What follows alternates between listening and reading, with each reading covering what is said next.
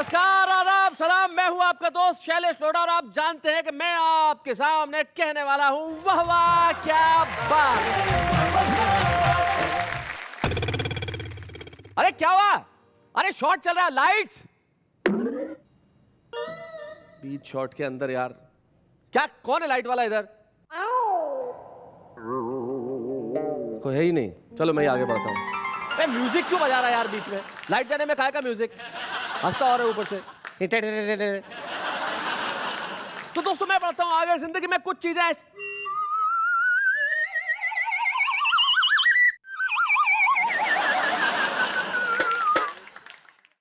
अरे sound. Yes sir. क्या yes sir? क्या क्लास में खड़ा है क्या यस सर? हाँ सर।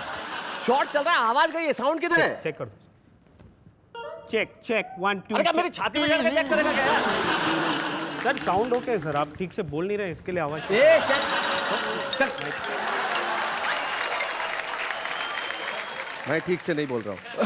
एनीवेज माफ कीजिए दोस्तों, जिंदगी में कई बार सिचुएशंस ऐसी होती है कि आदमी न चाहे वो काम करने पड़ते हैं। अब देखिए ना, अचानक से लाइट का प्रॉब्लम हो जाना, अचानक से साउंड का प्रॉब्लम हो जाना, लेकिन इन सारी प्रॉब्लम्स के साथ भी हम बढ़ते हैं आगे। और मैं आपसे यही कहना चाहता हूँ दोस्तों कि जिंदगी में कैसी भी सिचुएशन आए, आदमी को अपना कूल, आदमी को अपना काम कभी नहीं खोना चाहिए, आदमी को गुस्सा नहीं करना चाहिए। आदमी ये क्या है भाई? ये बस। अरे बास तो मुझे भी दिख रहा है, यहाँ क्यों रखा है? डायरेक्टर साहब ने बोला है रखने के लिए। अरे तो डायरेक्टर साहब ने जहां रखने के लिए बोला है वहां बोलना, ये कोई नेहा है क्या मेरे पास रखेगा यहाँ पे?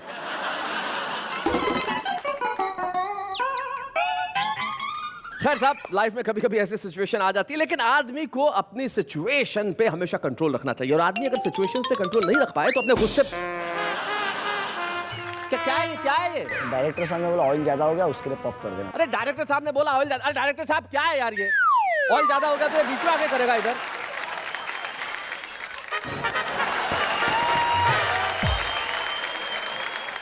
Light, sound, makeup, setting all okay ना?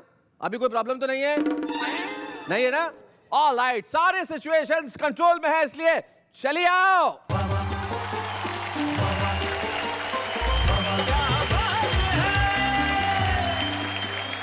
नमस्कार नमस्कार नमस्कार, प्यार भरा स्वागत है आप सबके शो में जिसका नाम है वाह वाह क्या बात है। ये क्या था? ये ऐसे मारने का? वो सर हमेशा आप कहते ना कि ये क्यों करती थे, मतलब जरा हटके झटके के साथ ये नमस्कार करो। मतलब कल को इसको भी कहूंगा ये भी हो गया तो फिर क्या पेट में मारेगी? ऐसे भैया सिचुएशन तो कंट्रोल में है, लेकिन शायद ये कंट्रोल में नहीं है। मैं इन्हें कंट्रोल में करने की कोशिश करता हूं। तब तक ये देखते हैं कि हमारे कवि जो हैं वो किन सिचुएशन में किस तरह से बात करने वाले हैं। जरा तालियां बजाइए। हमारा मित्र एक दुल्हे सिंह, दुल्हे सिंह के मजे लेने के लिए उसकी पत्नी ने कहा कि मेरे को ऐसा सपना आया कि तुम मर गए। अच्छा। और मैंने विचार किया कि मैं अपनी बहन के पास रहूं। दुल्हे सिंह ने कहा ठीक है। दूसरे दिन दुल्हे सिंह को भी सपना आ गया, बोले मुझे भी सपना आया कि तू मर गई। हाँ। और रहने का विचार तो मेरा भी वही है जहाँ तेरा है। साथ जब से तुम्हारा नहीं है, चांद के पास तारा नहीं है। भाई क्या बात है? इश्क करना तो ये सोच लेना, इस नदी का किनारा नहीं है। क्या बात है भाई, बहुत अच्छे। की बात जरा सुनो गोरी, तू है बाल को सी भोरी, उम्र तुम्हारी 16 साल से न ज्यादा है। उम्र हमारी भी तो तेरे आसपास ही है, हमने अभी अभी 18वीं को फांदा है। हमने अभी अभी 18वीं को फांदा है। शादी करने से दोनों के कानून टूटता है, दोनों को ही जेल होगी, बोल क्या इरादा है। अभी इंतजार कर, किसी को न मानवर, 7 साल बाद 7 फेरे लूंगा वादा है। 7 साल बाद 7 फेरे लूंगा वादा है। मित्र की असफल शादी के बाद जब सफल तलाक हुआ, तब तलाक के दस्तावेज पे दस्तखत के लिए मित्र के पत्नी ने पुराने संबंधों को याद करके थोड़ी सी हिम्मत करके मित्र से पूछा, आपके पास पेन है क्या? हाँ। मित्र बिगड़ते हुए बोला, बिछड़ते हुए भी तुमने किन शब्दों को छुआ है, अब पेन की क्या कमी है, सारा पेन तो तुम्हारा ही दिया हुआ है। हाय हाय हाय हाय, बहुत अच्छे।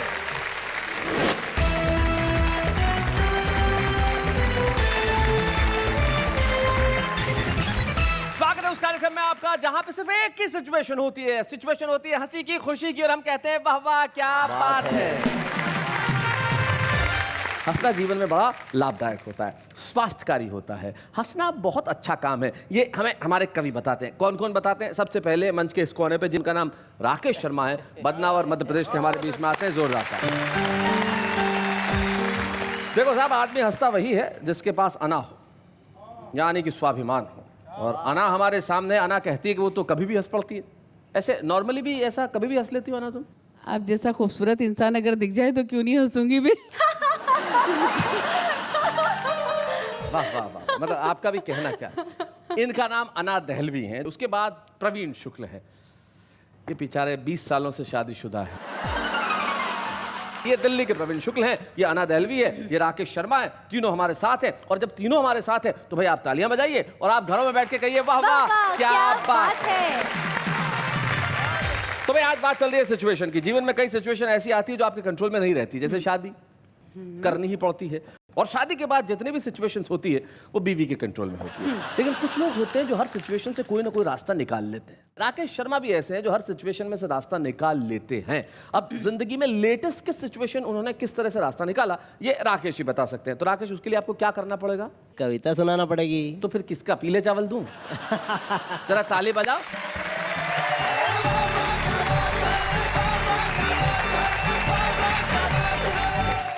भाई साहब, पूरे देश की और मेरी एक जैसी हालत। मैं कुछ कविता में बयान करता हूँ जी। उधार मांग कर खाने का टेस्ट सर्वश्रेष्ठ। सही बात है। क्या रूस, क्या अमेरिका, उधार मांगने का बेहतर तरीका तो बस मुझ में है। अच्छा। मेरी सूझबूझ में है। मैं भारत भर में निवास करता हूँ। हाँ। नॉन स्टॉप उधार मांगने का प्रयास करता हूँ। शनिवार शनिवार शनि महाराज मांगने आते हैं, 1 रुपया खाते में लिखकर चले जाते हैं। सोचा था कल दिवाली मनाऊंगा, कपड़ों की प्रेस करवाऊंगा। सुबह सुबह जल्दी जाग गया, कपड़े लेकर धोबी की दुकान पर गया तो धोबी दुकान छोड़कर ही भाग गया। बहुत अच्छे। इस संडे तो भाई साहब गजब हो गया। अच्छा। आधी कटिंग बनाने के बाद नहीं रुक गया, बोला बाबूजी पिछला हिसाब चुकता करो। दाढ़ी कटिंग के तो जेब से भुगता करो। हाँ। समझाया बुझाया, नहीं माना तो पड़ोस में भिखारी भीख मांग रहा था। हाँ। 10 की नोट उससे दिलवाई। बहुत अच्छे। भिखारी बोला बाबूजी 10 पहले के भी हैं। एक बार चाय की दुकान पर दिए थे, एक बार केले के भी हैं। हमने कहा भिखारी का भिखारी रहेगा, 5-5 रुपट्टी का हिसाब रखता है, अपने वाले स्टाफ को नहीं परखता है। उधारी में दर्जी से नेकर सिलवाई। अच्छा। तो गुस्से गुस्से में पट्टे ने पार्टीशन की सिलाई नहीं लगाई। भाई बहुत अच्छे, बहुत बढ़िया राकेश। क्या बदला निकाल सकता था? अहिंसक तरीका है बदले का। अच्छा भाई साहब, उधारी में क्या हुआ कि एक टूरिंग कंपनी ने कहीं अंडमान निकोबार का टूर निकाला। मैंने कहा पत्नी से कि तेरे को शादी की 10वीं सालगिरह पर अंडमान निकोबार ले जाऊंगा। बोला बहुत अच्छे। फिर 25वीं सालगिरह पर मैंने कहा वापस लेने आऊंगा। लेकिन उधार देखो, एक बड़ी, मैं तुम्हें मार्के की बात बताता हूँ। प्रवीण शुक्ल जानते होंगे, वो इस कला में पारंगत है कि उधार मांगने वाला एक बार मांगता है, लेकिन देने वाला बार बार मांगता है। वापस दे दे रहे, वापस दे दे रहे। तो ये जो मांगना है, ये बहुत बड़ी कला है। वो आ गई। उधार का टेस्ट सर्वश्रेष्ठ। अच्छा भाई साहब, अपने यहाँ एक तो सपने किस तरह से आते हैं जी। आदमी कब सपने देख लेता है। हमारा मित्र एक दुल्हे सिंह, दुल्हे सिंह के मजे लेने के लिए उसकी पत्नी ने कहा कि मेरे को ऐसा सपना आया कि तुम मर गए। अच्छा। तुम मर गए और मैंने विचार किया कि मैं अपनी बहन के पास रहूं। दुल्हे सिंह ने कहा ठीक है। दूसरे दिन दुल्हे सिंह को भी सपना आ गया। बोले मुझे भी सपना आया कि तू मर गई। हाँ। और रहने का विचार तो मेरा भी वही है जहाँ तेरा है। अरे तुम्हें ये पता नहीं, नेहा को सपना आया पिछले दिनों। अच्छा। कि एक राजकुमार इसको घोड़े पे बिठा के ले जा रहा है। तो इसने पूछा राजकुमार तुम मुझे कहाँ ले जा रहे हो? बोले मुझे क्या मालूम, सपना तो तू देख रही है। तो जीवन में आदमी जो सपना देखता है उसी को महसूस करना होता है। बढ़िया, बहुत बढ़िया। तो भाई साहब, मेरे सपने में जंगल, ओहो। जंगल में झोपड़ा, झोपड़े में मैं और प्रियंका चोपड़ा। ओहो, PC would be orange, she'll faint. क्या सपना देखा है भैया? हैं? झोपड़े में मैं और प्रियंका चोपड़ा कह रही थी काश अपने साथ शैलेश जी लोढ़ा होते। हाँ हम भी होते। मैंने कहा मैं हूं तो सही। बोली तू तो मेरा भाई। भाई सुनकर मेरा सपना टूटा। सामने खड़ी थी बीबी, उसके हाथ से चाय का कप छूटा और फूटा। मैंने सोचा अच्छा हुआ फूट गया, वरना ये मुझसे धुलवाती। इसलिए सपने देखना हो तो हमेशा घरवाली के देखो, वरना तुम देखोगे प्रियंका चोपड़ा के तो घरवाली देखेगी प्रेम चोपड़ा के। क्या बात है। इसलिए सपने देखो घर परिवार सजाने के, सपने देखो पत्नी को रिझाने के, सपने चांद पर जाने के देखो, भागड़ा बांध पर नहाने के देखो। हल्के फुल्के सपने मत देखो, बीते कल के सपने मत देखो। सपने मत देखो सन 47 के पहले के, बिखरे बिखरे मेले के, ढलान और पतन के सपने मत देखो। गुलाम वतन के सपने मत देखो, गुलाम वतन के सपने मत देखो, गुलाम वतन के सपने मत देखो। सपने देखो कश्मीर की केसर के, सपने देखो पड़ोसी पर प्रेशर के, सपने देखो ऊंची उड़ान के, खुले आसमान के, मान और सम्मान के सपने देखो। हमेशा जीत जाने के सपने देखो, देश पर मिट जाने के सपने देखो। क्या बात है।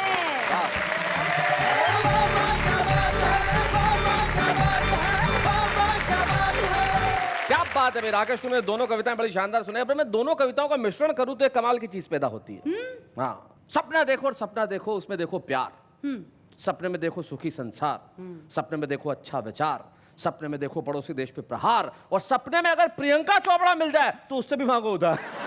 तो जीवन में ये जो उधार की कला है ये बड़ी कमाल की है। तो सपना भी देखो तो भाई ऐसा देखो आदमी फायदे का सपना देखे, ऐसा छोटा मोटा सपना देखे ही क्यों? क्योंकि सपने में तो सिर्फ अपनी इच्छा चलती है, सामने वाले की क्या मर्जी चलती है। लेकिन मोहब्बत की सिचुएशन एक ऐसी होती है साहब जिसमें सिर्फ मर्जी सामने वाले की ही चलती है, और सामने वाले की मर्जी किस तरह से चलती है वो हमें बताएंगी अना देलवी जी। जो जरा तालियां बजाइए। Please अना देलवी जी welcome. हमारे बीच में आए।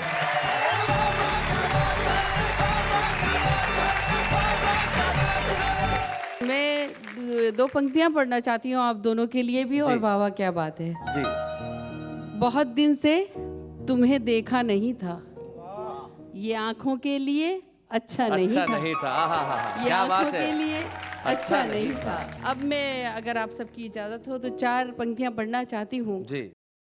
नजर नजर से मिलाते हैं ये मुंबई वाले, ओहो क्या बात है। घर अपना दिल में बनाते हैं ये मुंबई मुंबई वाले। वाले। कोई बताए कि इस ख्वाब की ताबीर है क्या, कि मेरे ख्वाब में आते हैं ये मुंबई वाले। क्या बात है, बहुत अच्छे भाई। ख्वाब में तो उसके भी मुंबई से ही आया था, पर मुंबई वाली थी। मैं एक गजल सुनाती हूँ। जी इरशाद। आंखों से आंखों को सुनाई जाती है, क्या बात है। आंखों से आंखों को, आंखों से आंखों को सुनाई जाती है, दुनिया से जो बात छुपाई जाती है। क्या बात है। शेर पढ़ती हूँ सुनिएगा। चांद से पूछो या पूछो मेरे दिल से। वाह। अब देखती हूँ कौन खामोश रहता है। चांद से पूछो या पूछो मेरे दिल से, तन्हा कैसे रात बिताई जाती है। बहुत शुक्रिया। और अब ये शेर भी सुनिएगा खास तौर पे शायरी के हवाले से। जी। कागज की एक नाव बहा कर दरिया में, कागज की एक नाव बहाकर दरिया में, कागज की एक नाव बहाकर दरिया में, तूफानों से शर्त लगाई जाती है, तूफानों से शर्त लगाई जाती है। पेट की खातिर क्या क्या करना पड़ता है, पेट की खातिर क्या क्या करना पड़ता है। और इसमें एक मुहावरा इस्तेमाल करती हूँ सुनिए। पेट की खातिर क्या क्या करना पड़ता है, भैंस के आगे बीन बजाई जाती है। वाह वाह वाह वाह वाह, बहुत अच्छे। मैंने भैंस, कुछ और मत समझ लेना, मैं भैंस की बात कर रही जी जी जी। मक्ता पढ़ती हूँ। मक्ता उसे कहते हैं जिसमें नाम आता है आप जी। तक पहुँचाती हूँ। इरशाद। इश्क करूंगी और अना में देखूंगी, इश्क करूंगी और अना में देखूंगी, इश्क करूंगी और अना में देखूंगी, आग से कैसे आग बुझाई हाय, हाय, जाती हाय, है। वाह वाह वाह अना भाई वाह, बहुत अच्छे। मेरे बारे में सभी जानते हैं कि मैं प्यार मोहब्बत की बात करती हूँ, तो कुछ कोशिश करती हूँ एक गीत सुनाने की। सुना। कभी कभी दिल हंसता है, कभी कभी दिल रोता है, कभी कभी दिल हंसता है, कभी कभी दिल रोता है। मुझसे पूछो मैं बतलाऊं, मुझसे पूछो मैं बतलाऊं, प्यार में क्या क्या होता है। कभी कभी दिल हंसता है, कभी कभी दिल रोता है। प्यार करो तो समझोगे तुम प्यार की बोली को, वाह खेलोगे तो जानोगे इस आँख में चोली को। धक धक धक धक जाने क्या क्या कहता रहता है। बहुत अच्छे। प्यार के गहरे पानी में दिल बहता रहता है। क्या बात है। सब कुछ पाने की चाहत में सब कुछ खोता है। कभी कभी दिल हंसता है, कभी कभी दिल रोता है। तन्हाई में जी लगता है, भीड़ से डरता है। तन्हाई में जी लगता है, तन्हाई में भीड़ जी से डरता है। लगता है, भीड़ से डरता है। पल पल जीने की कोशिश में पल पल मरता है। वाह वाह। खुद से बेगाना जग से अनजाना लगता है। प्यार में अच्छा खासा दिल दीवाना लगता है। अंगारों में अपने सूखे होंठ भिगोता है। कभी कभी दिल हंसता है, कभी कभी दिल रोता है। और आखिरी बंद पढ़ती हूँ अपनी बहनों को, नेहा को भी समर्पित करते हुए। सहमी सहमी डरी डरी घबराई घबराई, खुद से भी मैं रहती हूँ शर्माई शर्माई। घर के कामों में भी अक्सर गड़बड़ करती हूँ। वाह वाह क्या बात है। तन्हाई में जाने क्या क्या बड़बड़ करती हूँ। मैं करवट लेती रहती हूँ, सारा मोहल्ला सता है। कभी कभी दिल हंसता है, कभी कभी दिल रोता है।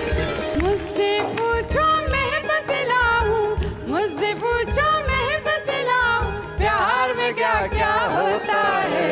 कभी कभी दिल हंसता है, कभी कभी दिल रोता है।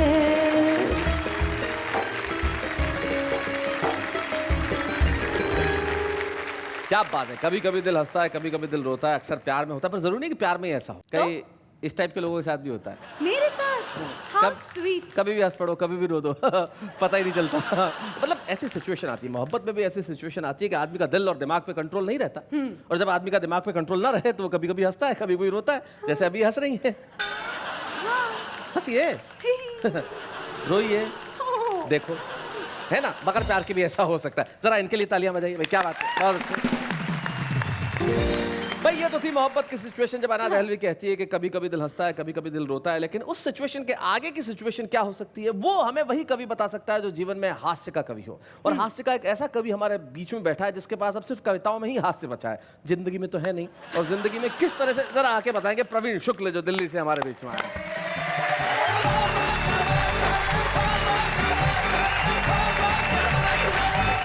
अभी अना जी ने बहुत प्यारा गीत सुनाया और बताया कि कभी कभी दिल हंसता है, कभी कभी दिल रोता है जी। लेकिन अना जी, कई बार इस प्यार मोहब्बत और सुंदरता का क्या प्रभाव होता है, एक छंद आपको ही समर्पित करता हूँ। सुनाइए। कि सर्दी की धूप कहूँ रूप का स्वरूप कहूँ कहूँ कामदेव को कमाल लगती हो तुम। तुम्हें देख होली की ठिठोली याद आई मुझे, भंग की तरंग में गुलाल लगती हो तुम। भंग की तरंग में गुलाल लगती हो तुम। प्रेम की परीक्षा में पदक जिन्होंने पाए, उनको भी जटिल सवाल लगती हो तुम। मेहंदी रचा के 60 साल का कुंवारा बोला मेरे सपनों की ससुराल लगती हो तुम। प्रवीण जी को 4 पंक्तियां समर्पित करना चाहती हूँ। जी स्वागत। समर्पित क्या, इनको श्रद्धांजलि अर्पित करना चाहती हूँ। 4 पंक्तियां पढ़ती हूँ। गजब ये है वो निगाहों से वार करते हैं, वो मेरा दामने जा तार तार करते हैं। मैं क्या बताऊँ अना है दिलो जिगर जख्मी, वो एक तीर से कितने शिकार करते हैं। खन्ना जी आपने कह दिया है तो मैंने भी खड़े खड़े 4 पंक्तियां आपके लिए कही हैं। जी कहिए। कि जिस दिन मैं किसी आप जैसी से प्यार कर लूंगा, सबके सामने प्यार का इजहार कर लूंगा, उसी दिन जानता हूं पक्का है अपना घर दिल्ली छोड़कर हरिद्वार कर लूंगा।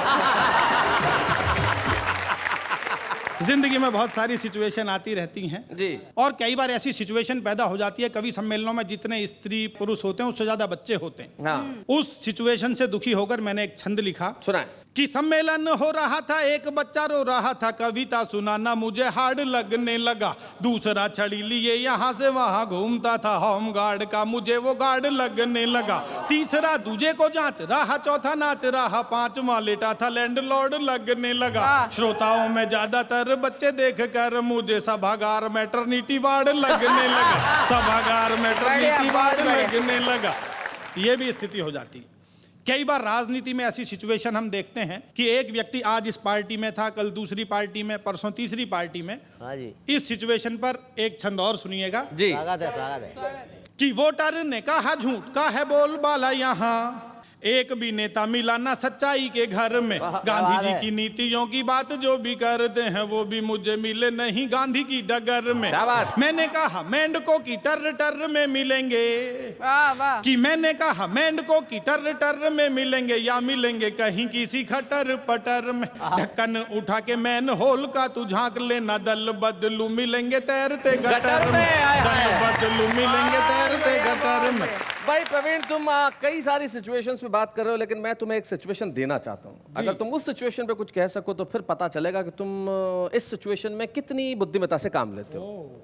मान लीजिए ये जो है, जो हमारे साथ खड़ी है, मान लीजिए ये अपने स्वयंवर की घोषणा करती है। एक मिनट, खाली कल्पना है, इतना ओवर रिएक्शन की जरूरत नहीं। और देश के कवि वहां आते हैं, अब वो इनसे किस तरह से स्वयंवर में अपने आप को प्रस्तुत करेंगे, ये सिचुएशन पे अगर कुछ कह सको तो कुछ बात बने। एक मिनट, कल्पना भी अच्छे से ही करनी चाहिए। अब तो कवि क्या पूरा देश कुछ ना कुछ कहने की मुद्रा में आ गया। जी शुरू कीजिए। अरे एक मिनट, शुरू करने के पहले मैं बताऊंगा कौन कौन से कवि आएंगे और बताएंगे। मान लीजिए ये नेहा है, और मान लीजिए काका हाथरसी आते हैं जो ऐसे कविता पढ़ते थे। 2.5 मन से कम नहीं तोल सके तो तोल, और किसी किसी के भाग्य में लिखी ढोत फुटबोल, और लिखी ढोत फुटबोल न करती घर का धंधा, 8 बज गए पर पलंग पर पड़ा पुलंदा। अब काका जी आएंगे तो कैसे कहेंगे कि तू तो मुझको भा गई भाई तेरी चाल, जब से देखा है तुझे मन में है भूचाल। वाह वाह। अरे मन में है भूचाल, ठुमक कर डांस कर रहा, पर मन ही मन में मैं तुझसे रोमांस कर रहा। अगर मिले तू कोई तमन्ना रहे ना बाकी, इन सारे कवियों की भी तू होगी काकी। इन सारे काका जी के बाद हम बुलाते हैं ओम प्रकाश आदित्य जी। वो कैसे पढ़ते थे जरा देखते हैं। कि तू है छोटी मैं हूँ लंबा, मैं तो हूँ पूरा चंबा, कद्दू के मुकाबले में खीरे सी लगेगी तू। पूरा 5.5 फुट वृत्त मेरे पेट का है, सामने मृदंग के मंजीरे सी लगेगी तू। हिमगिरी जैसा दिव्य रूप पास में है मेरे, सामने सुमेरु के मतीरे सी लगेगी तू। तालमेल तेरा मेरा हो ही नहीं सकता है, ऊंट जी के मुंह में तो जीरे सी लगेगी, ऊंट जी के मुंह में तो जीरे सी लगेगी तू। चलिए ये हुए ओम प्रकाश आदित्य जी। अब हमारे एक बहुत बड़े कवि जो थे वो भजनों में बड़ा अच्छा करते थे, अल्लड़ बीकानेरी जी। वाह वाह। जी जी, श्रद्धालु आत्मा। कि आया हूँ कपड़ों पर मैं सेंट वह लगाए के, नया नया कोट और पैंट वा सजाए के हो राम। नेहा जब मुझको देखेगी तो मैं भी शर्माऊंगा, वो मुझसे शर्माएगी तो मैं उससे शर्माऊंगा, मुझको वो माधुरी लगी तो मैं हुसैन बन जाऊंगा, भजन कीर्तन के बदले फिर इलू इलू गाऊंगा, कर दूंगा सत्य वचन को, वारूंगा तन मन धन को, लाऊंगा नई दुल्हन को लंदन घुमाए के, हनीमून मनाए के हो राम। भाई बहुत अच्छे प्रवीण। अल्लड़ जी और आदित्य जी बहुत बहुत मैं उनके साथ रहा हूं तो मैं जानता हूं बिल्कुल अगर वो सुनाते तो ऐसे ही सुनाते, लेकिन हाँ एक हमारे कवि और आए, हमारे वरिष्ठ कवि वाहवा में आके गए, गोविंद व्यास जी। अगर वो कहते इनके लिए स्वयंवर में तो कैसे कहते? 2 लाइनों में ही वो बात खत्म कर देते हैं। तो उन्होंने यूं कहा कि उम्र जब किसकी आई तब ही शादी हो गई, माला लेकर क्यों खड़ी अब उम्र आधी हो गई। भाई गोविंद जी का भी हो गया, अब कौन बचे हमारे एक और वरिष्ठ कवि? हाँ भाई वो तो मोहब्बत पे बहुत बढ़िया कहते हैं, संतोषानंद जी। अगर वो कहेंगे तो कैसे कहेंगे? देखिए संतोषानंद जी क्या कहेंगे कि लड़की तू तो है बस मेरी तकदीर के लिए,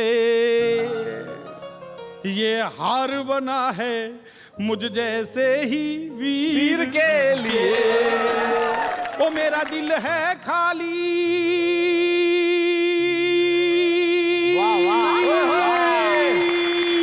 ओ मेरा दिल है खाली बस तेरी तस्वीर के लिए, लड़की तू तो है बस मेरी तकदीर के लिए।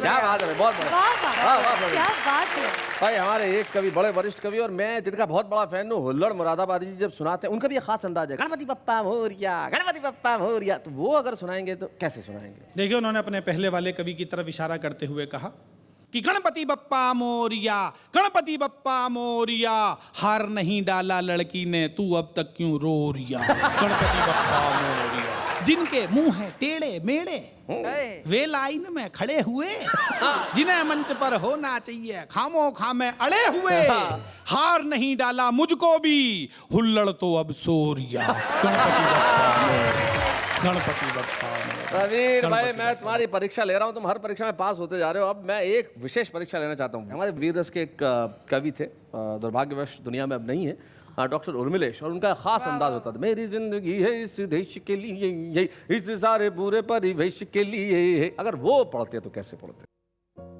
कि मेरी जिंदगी है इस देश के लिए, पूरे भारतीय परिवेश के लिए, ना बनी ये राग और द्वेष के लिए, रूप सी के रूप वाले वेश के लिए, इससे कहो कि कहीं और चली जाए,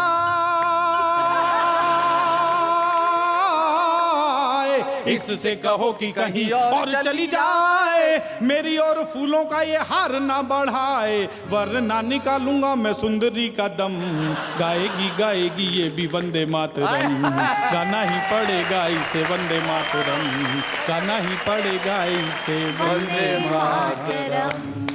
भाई बहुत बढ़िया प्रवीण, लेकिन मुझे एक चीज बताओ, हाँ प्रवीण शुक्ल खुद अगर कहेगा तो क्या कहेगा? नेहा जी मैं कहूंगा तो क्या कहूंगा जी कहिए। कि बात जरा सुनो गोरी, तू है बालकों सी भोरी, उम्र तुम्हारी 16 साल से न ज्यादा है, उम्र हमारी भी तो तेरे आसपास ही है, हमने अभी अभी 18वीं को फांदा है, हमने अभी अभी 18वीं को फांदा है, शादी करने से दोनों के कानून टूटता है, दोनों को ही जेल होगी, बोल क्या इरादा है, अभी इंतजार कर किसी को न मानवर, 7 साल बाद 7 फेरे लूंगा वादा है, 7 साल बाद 7 फेरे लूंगा वादा है।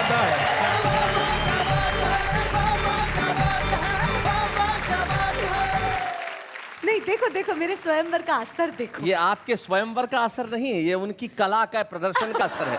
तो प्रवीण तुम्हें मैं विशेष धन्यवाद देना चाहता हूं कि तुमने हमारे तमाम कवियों को यहाँ पे उपस्थित कर दिया। वाह वाह क्या बात है कि मंच पे आइए मिलके हम करें हमारे वरिष्ठ कवियों को प्रणाम। लेकिन इस वक्त एक अल्प विराम।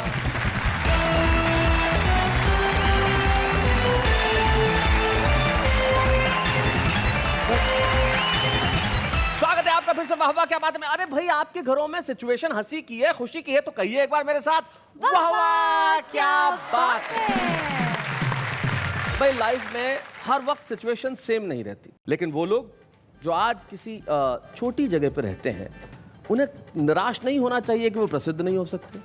क्या पता किस दिन आपके दरवाजे पे सफलता आके खटखटाए और कहे कि जरा बाहर आइए, कब तक छुपे रुस्तम बने बैठे रहेंगे, सारा देश आपका इंतजार कर रहा है। अमरावती महाराष्ट्र में एक नौजवान जिसका नाम है मनोज मद्रासी, और जब वो आते हैं तो अपने अंदाज में क्या सुनाते हैं। हम एक ऐसे छुपे रुस्तम को ला रहे हैं जो आज के बाद छुपे रुस्तम नहीं रहेंगे। मनोज मद्रासी।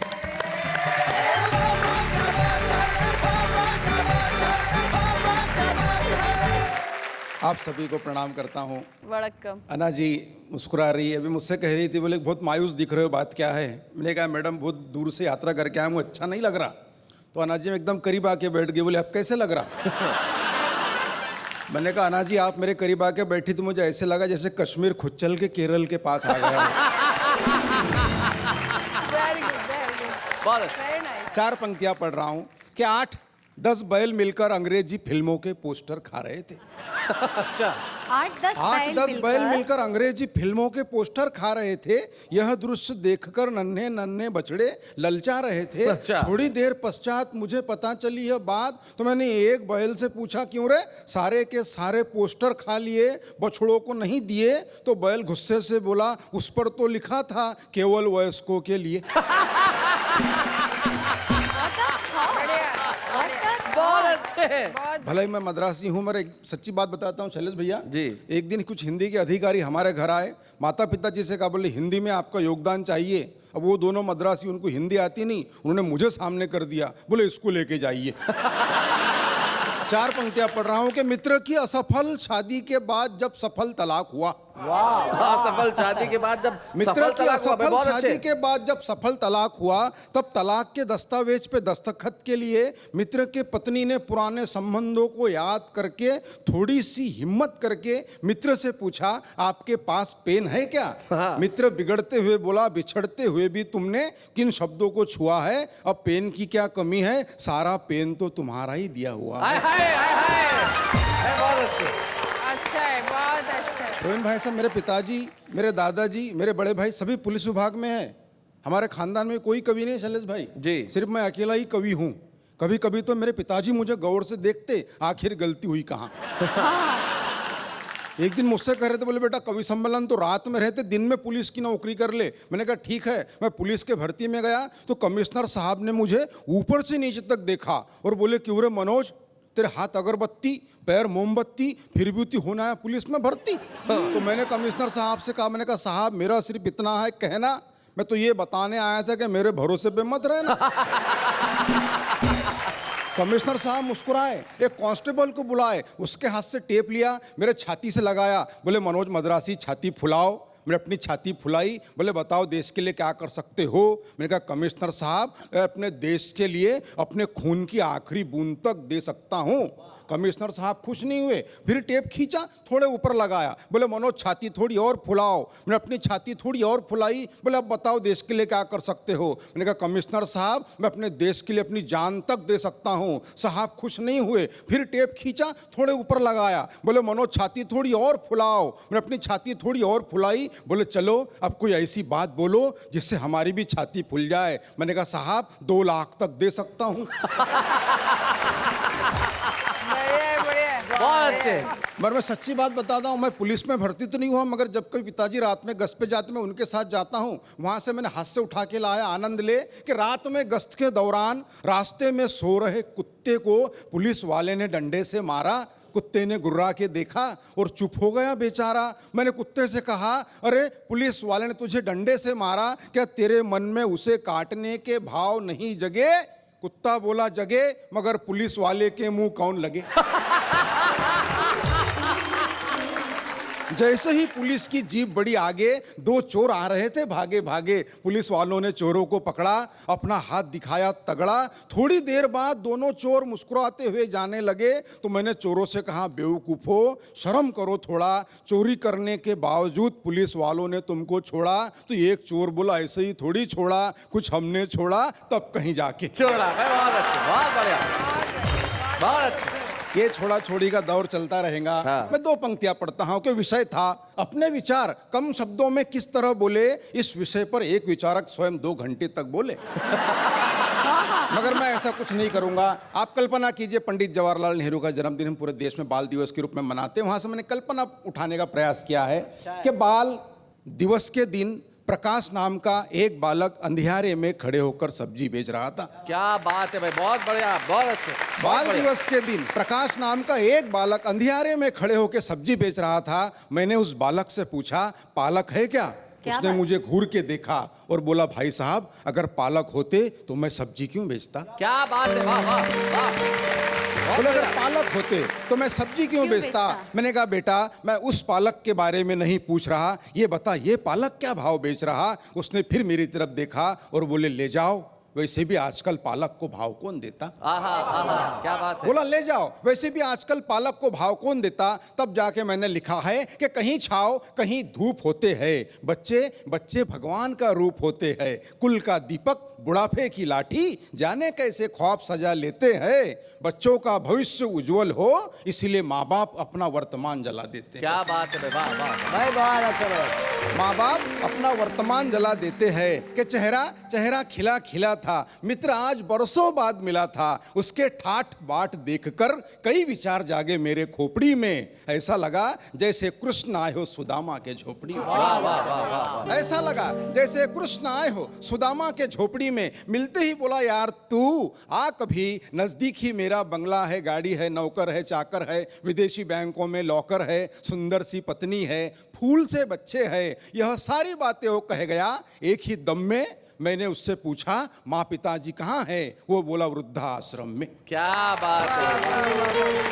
मैंने कहा, दोस्त, धन दौलत तो साथ में घड़ी दो घड़ी होती है, मगर याद रख जिस घर में माँ बाप होते हैं वो जगह जन्नत से भी ज्यादा बड़ी होती है। वाह वाह वाह वाह,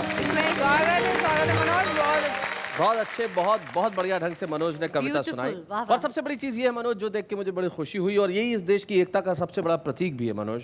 आपकी मातृभाषा तमिल है, आप रहते महाराष्ट्र अमरावती में है, वहाँ आपने पढ़ाई की, हिंदी में कविताएं लिखते हैं, और यही इस देश की सांस्कृतिक एकता का सबसे बड़ा प्रतीक है। तमाम भाषाएं मिलकर हिंदुस्तान बनती हैं, और अमरावती के मनोज मद्रासी जब हिंदी में कविता सुनाते हैं, ये हिंदुस्तान का सबसे बड़ा प्रतीक होता है। हम जोरदार तालियों से स्वागत कर रहे हैं। मनोज, आज से तुम सिर्फ अमरावती के नहीं, सारे देश के हो जाओगे जब हम तुम्हें छुपा रुस्तम का एक स्मृति चिन्ह यहाँ प्रदान करेंगे। बच्चे हैं या बूढ़े हैं, नर है या नारी है, हंसी देने वालों के सब ही आभारी है, कविता सुनाने वाले अब सबके साथ है।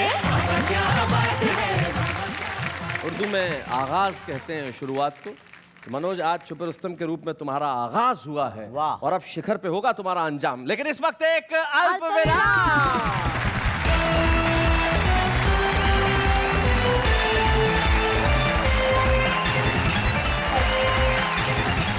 स्वागत है आपका उस शो में जिसका नाम है वाह वाह क्या बात है। और वैसे आपको बताने की जरूरत नहीं है कि नाम क्या है भाई, आप इतनी मोहब्बत करते हैं, इतना प्यार करते हैं जिसकी हद नहीं। कैसी भी सिचुएशन हो, वाह वाह क्या बात है देखना भूलते नहीं है लोग, चाहे शनिवार हो रविवार हो। और इस वाह वाह क्या बात है देखने के बाद ये हुआ है कि हर शहर, हर गली, हर नगर, हर घर में कवि हो गए। किस तरह से? इस तरह से। एक बात मैंने समझ में आई नहीं, और मम्मी ने भी समझाई नहीं। मैं कैसे मीठा बोलूं जब मैंने कोई मीठी चीज़ खाई नहीं। इश्क का जिसको ख्वाब आ जाता है, वक्त समझो खराब आ जाता है, महबूब जिंदगी के आए ना आए, तारे गिन गिन के हिसाब आ जाता है। वो मुझसे बोली, जीना सिर्फ मेरे लिए है, जीना सिर्फ मेरे लिए है। मैंने कहा ठीक है, तू जीने से चढ़, मैं लिफ्ट से आता हूँ। पलकों पे अपनी बिठाया है तुम्हें, बड़ी दुआओं के साथ पाया है तुम्हें, इतनी आसानी से नहीं मिले हो तुम, अफ्रीका के जंगलों से चुराया है तुम्हें।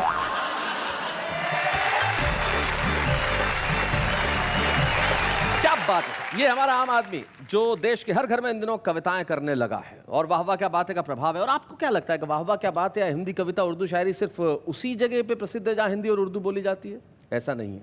देश के सुदूर क्षेत्रों में भी, जहाँ पे शायद हिंदी उर्दू की पहुंच थोड़ी सी कंपैरेटिवली कम है, वहाँ भी वाह वाह क्या बात है कि फैंस इस तादाद में हैं जिन्हें देख के मुझे भी आश्चर्य हुआ।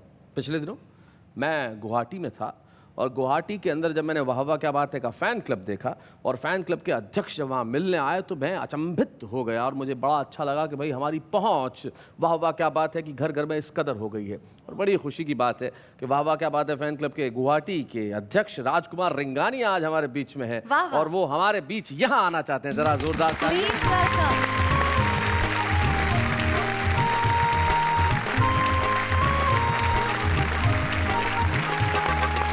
स्वागत है राजकुमार आपका। इतनी दूर से आप आए हैं, किस बात ने प्रेरित किया राजकुमार आपको यहाँ आने के लिए? सबसे पहले शैलेश भैया मैं आपको दिल से धन्यवाद देता हूँ कि मुझे आज इस मंच पे आने का मौका मिला है और 2 शब्दों में आपको 2 लाइनों में कहना चाहूँगा जी। राजस्थान की आन बान और शान हो तुम और हम राजस्थान भाइयों के लिए गौरव हो और सम्मान हो तुम। अरे क्या बात है। इसी के साथ सर मैं एक चीज़ और कहना चाहूँगा कि मैं पूरे आसाम वासियों की तरफ से इस जैसे कि अभी आपको पता है कि अभी बिहू का हमारा त्यौहार है, बिहू पर्व, और एक जो हम जिसको हमारे आसाम का प्रतीक है फूलों गमछा और झांपी, मैं चाहता हूँ शैलेश भैया आपका और नेहा जी आपका मैं उससे सम्मान करूँ जिससे हम आसाम वासी अपने आप को पूरा सम्मानित समझेंगे। बूढ़े हैं नर है या नारी है, हंसी देने वालों के सब ही आभारी है, कविता सुनाने वाले सबको हंसाने वाले अब सबके साथ है। बाबा क्या बात है, बाबा क्या बात है, बाबा क्या बात है, बाबा क्या बात है, बाबा क्या बात है, बाबा क्या बात है, बाबा क्या बात है, बाबा क्या बात है। राजकुमार रिंगानिया जी ने आसाम की ओर से वाह वाह क्या बात है के मंच को सम्मानित किया और यकीन मानिए ये सम्मान जो है ये हिंदी कविता का, उर्दू शायरी का और हमारी संस्कृति का सम्मान है। बेशक। इस झांपी की और आपने जो सम्मान की पगड़ी हमें पहनाई है उसकी लाज रखते हुए वाह वाह क्या बात है का उद्देश्य क्या है, जो दुष्यंत कुमार अपने 2 शेरों में कहते हैं कि सिर्फ हंगामा खड़ा करना मेरा मकसद नहीं है, मेरी कोशिश है कि ये सूरत बदलनी चाहिए और मेरे सीने में ना सही तेरे सीने में सही हो कहीं भी आग लेकिन आग जलनी चाहिए। वाह वाह क्या बात है।